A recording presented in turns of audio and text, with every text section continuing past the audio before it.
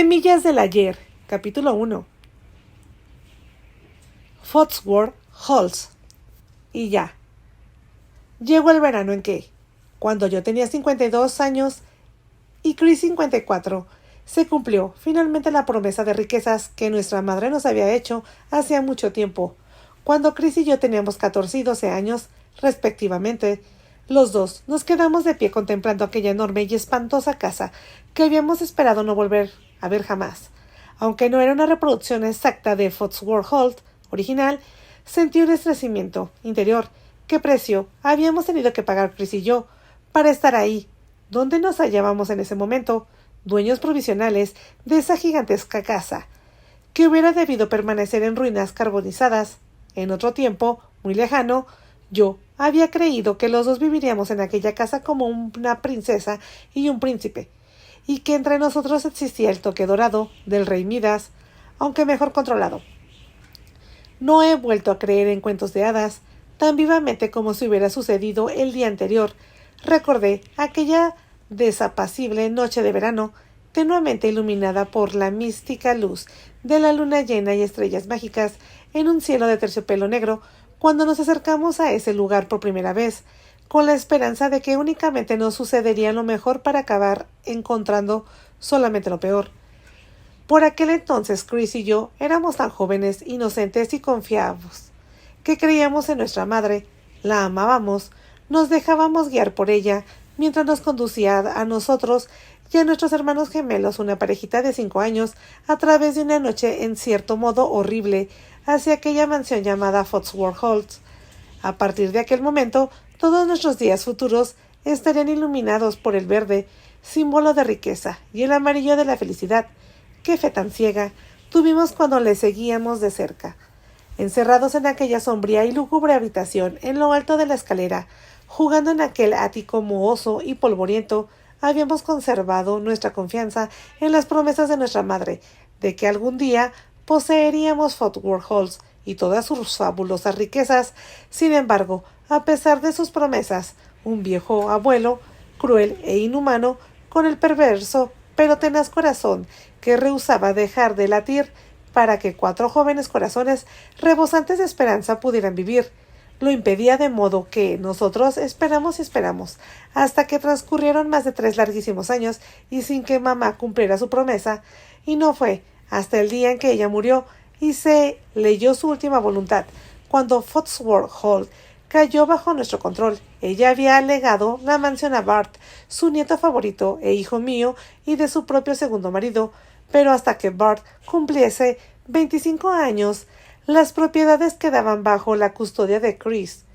La reconstrucción de Foxworth Hall había sido ordenada antes que ella partiera hacia California para buscarnos. Para hasta entonces, en su muerte, no fue completados los últimos retoques de la nueva Foxworth Hall. Durante 15 años, la casa permaneció vacía, cuidada por celadores, administrada legalmente por un bufete de abogados que habían escrito o telefoneado a Chris para discutir con él los problemas que iban surgiendo. La mansión aguardaba, agraviada tal vez, el día en que Bart decidiese vivir allí. Como siempre habíamos supuesto, había que pasar un día. Ahora no la cedía por un corto espacio de tiempo para que fuese nuestra hasta que él llegase y tomara posesión de todo. Siempre existe una trampa en cada ganga ofrecida, susurraba mi mente suspicaz, y sentía el señuelo que se nos ofrecía para tendernos un lazo de nuevo.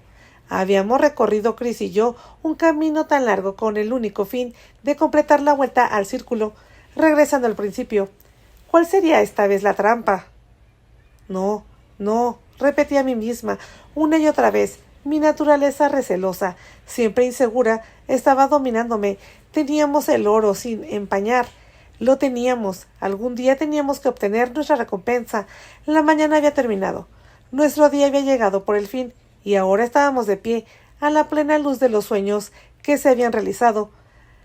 Hallábamos aquí, en este momento, planeando vivir en esa casa restaurada. Puso repentinamente una amargura familiar en mi boca. Todo mi placer desapareció. Estaba viviendo una pesadilla que no se desvaneciera cuando abriese los ojos. Aparté del sentimiento y sonreí a Chris. Apretándole los dedos, contemplé la restaurada Foxworth Hall que se alcanzaba entre las cenizas de la antigua mansión, para enfrentarnos y confundirnos de nuevo con su majestuosidad, su formidable tamaño, su sensación de albergar el mal y sus innumerables ventanas con persianas negras como párpados pesados sobre unos oscuros ojos pétreos. Se levantaba impotente, siesta y amplia, extendiéndose sobre varios centenarios de metros cuadrados en una grandeza tan magnífica que intimidaba. Era mayor que muchos hoteles, construida en forma de una gigantesca T, con una enorme sección central de la que partían alas que se proyectaban en dirección norte, sur, este y oeste. Estaba construida con ladrillos rosados. Las numerosas persianas negras hacían juego con el tejado de pizarra. 4 impresionantes columnas corintias de color blanco soportaban el gracioso pórtico de la fachada. Sobre la doble puerta negra se percibía una especie de fuego de artificio, producido por los cristales de colores. Unas enormes planchas de latón con el escudo de armas adornaban las puertas y convertían aquello que hubiese podido ser sencillo en algo elegante y menos sombrío. Eso habría decidido animarme si el sol no hubiera adoptado de pronto una posición hundida detrás de una oscura nube empujando por el viento. Levanté la mirada hacia el cielo, que se había vuelto tempestuoso y lleno de malos presagios, anunciando la lluvia y el viento. Los árboles del bosque circundante comenzaron a balancearse de tal modo que los pájaros se alborotaron, alarmados, revoloteando y chillando mientras huían en busca de cobijo.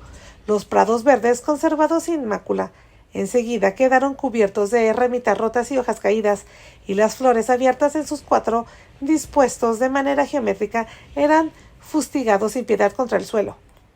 Temblé y pensé: dime otra vez, Christopher querido, que todo saldrá bien, dímelo otra vez, porque ahora que el sol se ha ido y la tormenta se acerca, ya no puedo creerlo. Él miró también hacia arriba, presintiendo mi creciente ansiedad, mi poco deseo de seguir adelante a pesar de la promesa formulada a Bart, mi hijo segundo. Hacía 7 años que los psiquiatras nos habían dicho que su tratamiento estaba teniendo éxito y que Bart era normal por completo y podía vivir su vida entre la sociedad sin necesidad de ninguna terapia. Con la intención de animarme, el brazo de Chris se alzó para rodearme los hombros y sus labios rozaron mi mejilla. Acabará por dar un buen resultado para todos nosotros. Sé que será fácil. No habrá muñecas de Dresde atrapadas en la habitación del ático, pendientes en que los mayordomos hagan lo correcto. Ahora nosotros somos los adultos, controlamos nuestras vidas hasta que Bart alcance la edad fijada para recibir su herencia. Tú y yo somos los amos. El Dr. Christopher Sheffield y su esposa de Manning Connie. A la edad de 20 años, mi hijo Horry se casó con Melody, un año más joven que él. Juntos habían luchado y trabajado para alcanzar la cima. Formaban la pareja de danza más notable del país, con una coordinación bella y perfecta, como si el uno pudiera penetrar en la mente del otro con un destello de la mirada.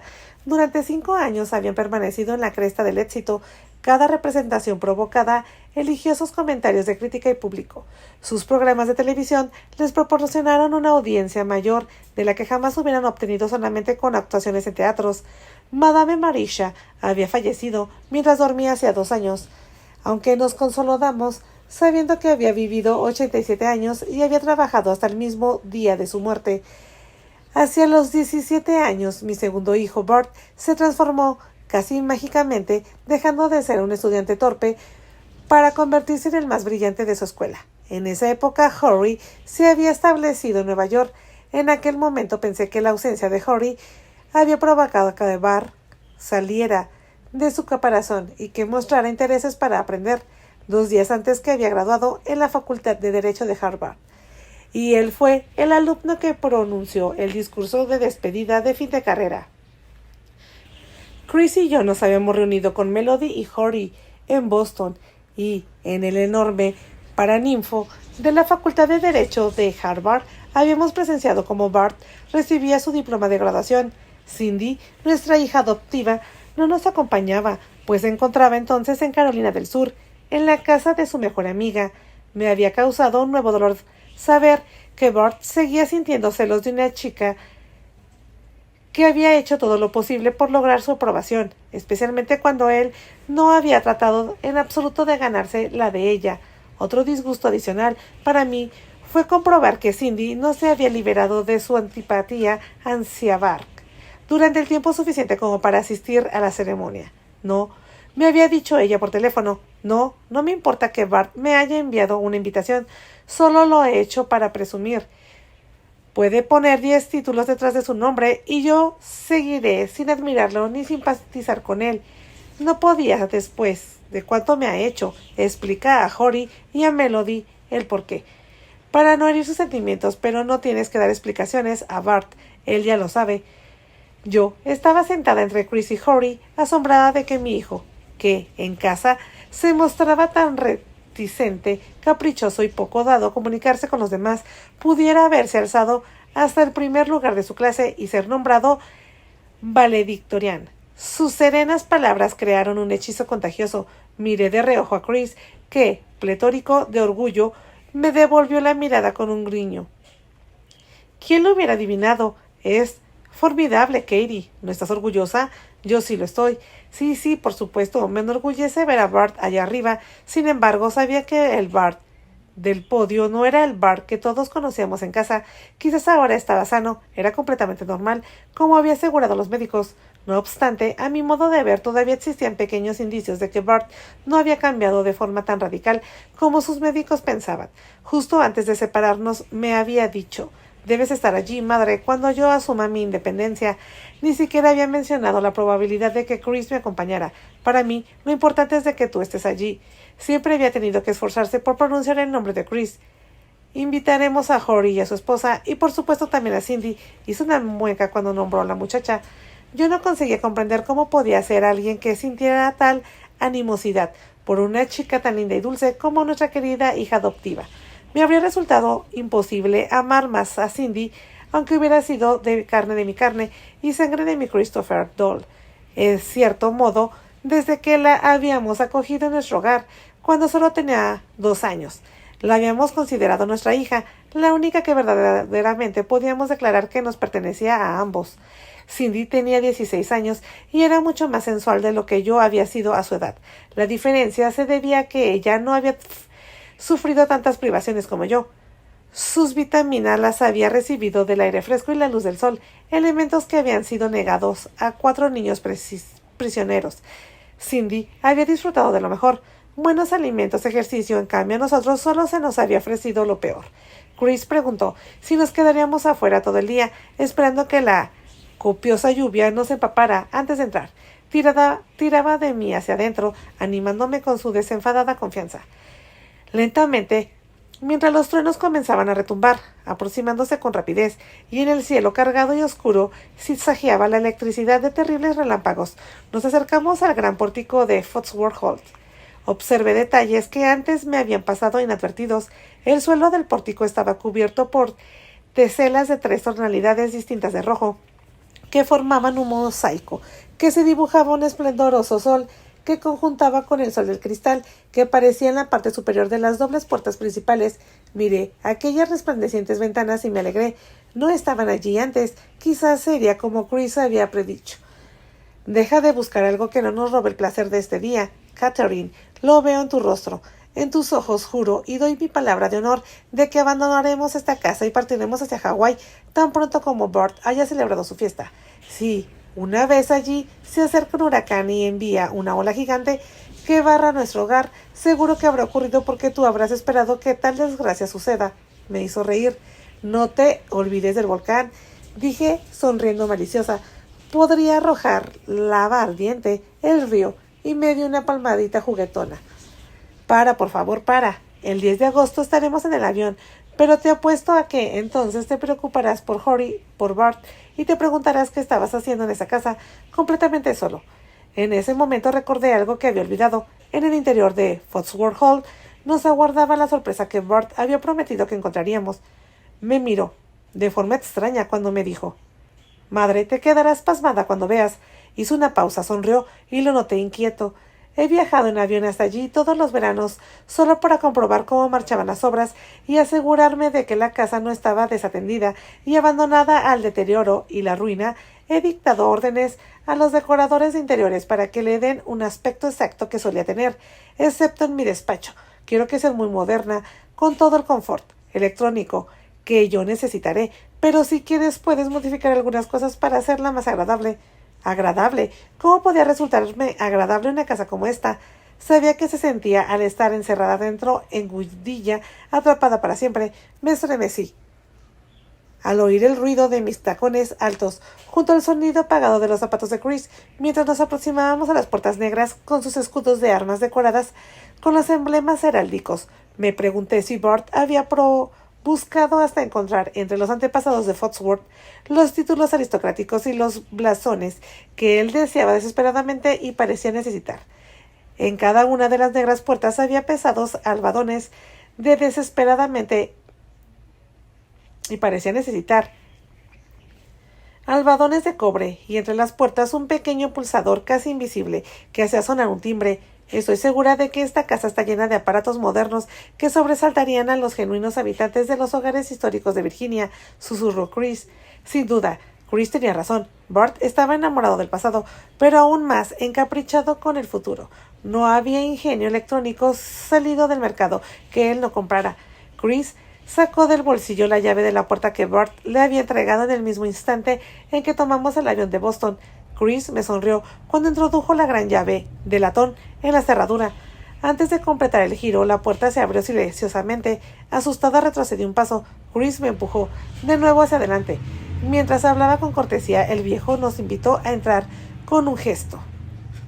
«Pasen», dijo con voz débil pero ronca, el tiempo que nos examinaba de arriba abajo. Su hijo telefonió y me pidió que les esperara.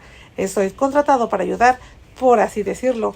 Observé con atención al flaco anciano que se inclinaba a tal modo que su cabeza se proyectaba de forma desgarbada y parecía que se hallaba escalando una montaña incluso estando sobre una superficie llana. Tenía el cabello descolorido, ni gris ni rubio. Sus ojos eran de un acuoso azul pálido, las mejillas desvalidas, los ojos hundidos, como si hubiera padecido tremendos sufrimientos durante muchísimos años. Había algo en él que me resultaba muy familiar. Mis piernas, como si de pronto fueran de plomo, se negaban a moverse. El feroz viento agitaba la ancha falda de mi vestido blanco de verano, alzándola lo suficiente para mostrar mis caderas en el momento en que ponía un pie dentro del fastuoso vestíbulo del Phoenix llamado Foxworth Hall. Chris permanecía muy cerca de mí.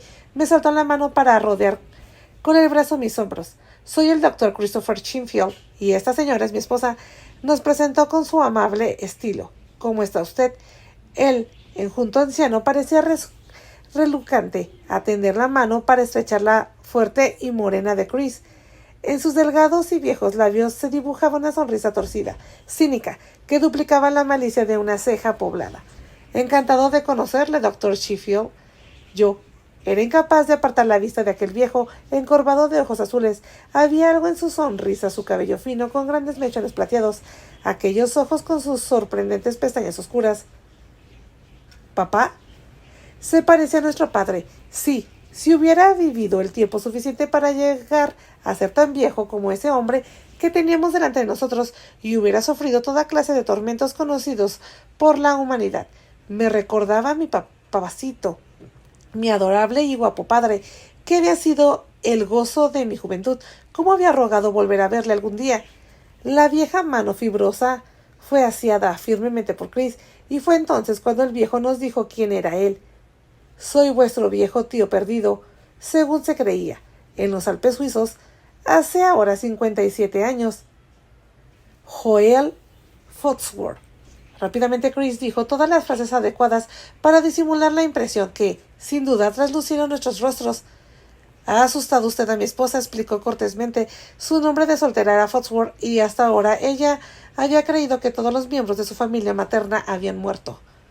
Una leve sonrisa de soslago flotó como una sombra en la cara del tío Joel, antes de que en ella apareciera el gesto piadoso y benigno de los excelentes puros de corazón. «Comprendo», dijo el anciano con una voz susurrante que sonaba como un viejo ligero, haciendo crujir de forma desagradable las hojas muertas. En las profundidades cerúleas de los lagrimosos ojos de Joel anidaban oscuras sombras siniestras. Sabían que Chris consideraría que mi imaginación estaba trabajando otra vez más en lo debido. No hay sombras, no hay sombras, no hay sombras. Intentaba convencerme, salvo aquellas que yo misma me creaba, para ahuyentar las sospechas que despertaba en mí ese viejo que declaraba ser uno de los dos hermanos de mi madre. Observé con atención el vestíbulo que tan a menudo se había utilizado como sala de baile. Oí cómo el viento aumentaba su intensidad a medida que los truenos se acercaban, indicando que la tempestad estaba casi encima de nosotros.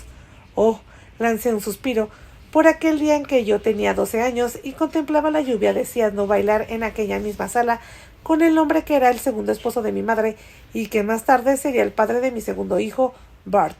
Un suspiro por la joven llena de fe que fui entonces, tan confiada en que el mundo era un lugar bello y bondadoso. Lo que me pareció impresionante cuando era solo una niña no era nada en comparación con cuanto había visto después de que Chris y yo hubiéramos viajado por toda Europa y visitado Asia y Egipto. Sin embargo, el vestíbulo me parecía más elegante y grandioso de lo que me había parecido cuando yo tenía 12 años. Era una pena que aquel esplendor todavía me abrumara. Miré alrededor y sentí temor a mi pesar. Una angustia extraña se apoderaba de mi corazón y hacía que palpitara con más fuerza y que mi sangre corriera más aprisa y ardientemente. Contemplé las 3 arañas de cristal y oro, cada una de las cuales medía más de 55 decímetros de diámetro y sostenían 7 hileras de velas. ¿Cuántas filas había habido antes? 5 o 3. No podía recordar. Observé los grandes espejos de marcos dorados que rodeaban el vestíbulo, reflejando el exquisito mobiliario Luis XIV, donde aquellos que no bailaban podían acomodarse para conversar. No tenía que ser así. Las cosas pasadas nunca son como se recuerdan, porque en ese segundo Foxworth Hall me intimidaba aún más que el original. Entonces reparé en algo más, algo que no esperaba ver, aquellas escaleras dobles que formaban curva, dispuestas una de la derecha y de la izquierda de un vasto espacio de mármol de cuadros rojos y blancos. No eran las mismas escaleras restauradas, pero las mismas. No había apreciado yo cómo el incendio había consumido Foxworth Hall hasta dejarlo convertido en rescoldos rojos y humo. Las 8 chimeneas habían aguantado firmes, así como las escaleras de mármol, las barandillas de diseño y el pasamanos de palo color rosa debieron quemarse y ser reemplazados. Tragué para deshacer el nudo que se había formado en mi garganta. Hubiese deseado que la casa fuese nueva, totalmente nueva, que nada quedaba de lo viejo. Joel me observaba atentamente, demostrando así que mi cara revelara más que la de Chris. Cuando nuestras miradas se cruzaron, él desvió de inmediato la suya antes de que hacer un gesto para indicarnos que le siguiéramos. El anciano nos mostró las hermosas habitaciones del primer piso, mientras yo permanecía aturdida, sin hablar, y Chris formulaba todo tipo de preguntas necesarias antes de que nos acomodáramos en uno de los salones de la planta inferior, y Joel comenzara a relatarnos su propia historia. Durante el recorrido, se detuvo en la enorme cocina para prepararnos un tentepié como merienda. Rechazó la ayuda de Chris y nos sirvió una bandeja con té y unos exquisitos bocadillos. Chris estaba hambriento y en pocos minutos había despachado 6 bocadillos y se disponía a coger otro cuando Joel le sirvió una segunda taza de té. En cambio, yo tenía poco apetito, lo que era de esperar. Me limité a comer un poco y a sorber algo de té, que estaba muy caliente y era muy fuerte, ansiosa por oír la historia que Joel iba a contarnos. Su voz era débil, con aquellos ásperos tonos bajos que hacían creer que estaba resfriado, y les resultaba difícil hablar. Sin embargo, olvidé enseguida el tono desagradable de voz cuando procedió a explicar lo que yo siempre había querido saber sobre nuestros abuelos y la infancia de nuestra madre. No tardó en hacerse evidente que había odiado mucho a su padre, y entonces comencé a sentir cierta simpatía hacia él. ¿Se dirigió usted a su padre por su nombre de pila? Fue la primera pregunta que planteé desde que él inició su narración, y mi voz sonó como un susurro asustado, como si el propio Malcolm pudiera estar acechando, escuchando desde algún lugar cercano. Sus labios delgados se movieron para torcerse en una grotesca sonrisa burlona. Naturalmente, mi hermano Mal era 4 años mayor que yo, y nosotros siempre nos referíamos a nuestro padre por su nombre, aunque nunca en su presencia. No teníamos tanto coraje. No podíamos llamarle padre porque no era un padre de verdad. Llamarle papá parecía ridículo porque hubiera indicado una relación afectuosa que ni teníamos ni deseábamos. Cuando debíamos dirigirnos a él, le llamábamos padre, aunque en realidad procurábamos no ser vistos ni oídos por él. Desaparecíamos cuando se hallaba aquí. Aparte de un despacho en la casa, tenía una oficina en la ciudad, desde la que dirigía la mayoría de sus negocios. Siempre estaba trabajando, sentado detrás de una pesada mesa de escritorio, que suponíamos una especie de barrera para nosotros. Incluso cuando se encontraba en casa, se las arreglaba para mostrarse distante, intocable. Nunca estaba ocioso, sino que ocupado, su tiempo efectuado haciendo llamadas telefónicas desde su despacho para que nosotros no pudiéramos escuchar sus transacciones. Hablaba poco con nuestra madre, pero a ella no parece importarle. En raras ocasiones le vimos sostener a nuestra hermanita bebé todavía en su regazo. Cuando así ocurría, nos escondíamos y lo observábamos con extraños anhelos de nuestros pechos. Después hablábamos de ello, preguntándonos por qué sentíamos celos de Corinne, puesto que ella era a menudo castigada con la misma severidad que nosotros. Sin embargo, nuestro padre se mostraba apesadumbrado cuando la castigaba a ella, para compensar alguna humillación, alguna paliza o haberla encerrado en el ático. Uno de sus modos favoritos de castigarnos acostumbraba regalar a Corinne una costosa pieza de joyería, una muñeca o un juguete caro. Ella disfrutaba cuando una niña pudiera desear, pero si obraba mal, él le quitaba lo que a ella más apreciaba y lo donaba a la iglesia de que era protector. Corinne lloraba y procuraba conquistar de nuevo su afecto, pero él podía volverse contra ella con la misma facilidad con que se inclinaba en su favor. Cuando Mal y yo intentábamos conseguir algún obsequio de consolación, él nos devolvía la espalda y nos decía que nos portemos como hombres y no como unos chiquillos. Nosotros dos creíamos que tu madre sabía muy bien cómo engatusar a nuestro padre para obtener de él lo que deseaba. En cambio, nosotros éramos incapaces de actuar con dulzura, de persuadirle. Podía imaginar a mi madre de niña corriendo por esa hermosa pero siniestra casa, creciendo entre cosas lujosas y caras. Por esa razón, cuando más tarde se casó con papá, que ganaba un salario modesto, ella seguía sin preocuparse por lo que gastaba. Yo continuaba sentada allí, escuchando asombrada las palabras de Joel. Corinne y nuestra madre no simpatizaban. A medida que mi hermano y yo crecimos, constatamos que nuestra madre envidiaba la belleza de su propia hija y sus muchos encantos que le permitirían convertir a cualquier hombre en su juguete. Corinne era excepcionalmente hermosa. Incluso nosotros, sus hermanos, percibíamos el poder que ella llegaría a alcanzar algún día. Joel colocó las manos abiertas sobre sus piernas. Sus manos eran nudosas, pero de alguna manera conservaban cierto resto de elegancia. Quizás porque las movía con gracia o tal vez porque eran pálidas. Observar toda esa grandiosidad y belleza e imaginad una familia cuyos miembros, atormentados, luchaban por liberarse de las cadenas con que Malcolm nos amarraba. Incluso nuestra madre, que había heredado una fortuna de sus propios padres, estaba sujeta a un estricto control. Mal escapó del negocio bancario que detestaba y en el que Malcolm le había forzado a participar, y lanzándose en su moto hacia las montañas para quedarse allí en una cabaña de troncos que ambos habíamos construido. Invitamos a nuestras amigas y hacíamos todo aquello que sabíamos que nuestro padre desaprobaría, desafiándolo deliberadamente su absoluta autoridad. Un terrible día de verano, Mal se empeñó por un precipicio. Tuvieron que extraer su cuerpo de la hondada. Tenía entonces 21 años y yo 17. En ese momento me sentí medio muerto, vacío y solo sin mi hermano. Mi padre se dirigió a mí tras el funeral de Mal para anunciarme que debería ocupar el puesto de mi hermano mayor y trabajar en uno de sus bancos para aprender lo necesario sobre el mundo financiero. Hubiera podido muy bien ordenarme que me cortaran las manos y los pies. Aquella misma noche huí de casa. En torno a nosotros, la enorme casa parecía guardar silencios, demasiado silenciosa. También la tempestad parecía contener la respiración, aunque según contemplé a través de la ventana, el pesado cielo gris parecía cada vez más denso y cerrado. Me moví ligeramente, acercándome más a Chris, en el elegante sofá.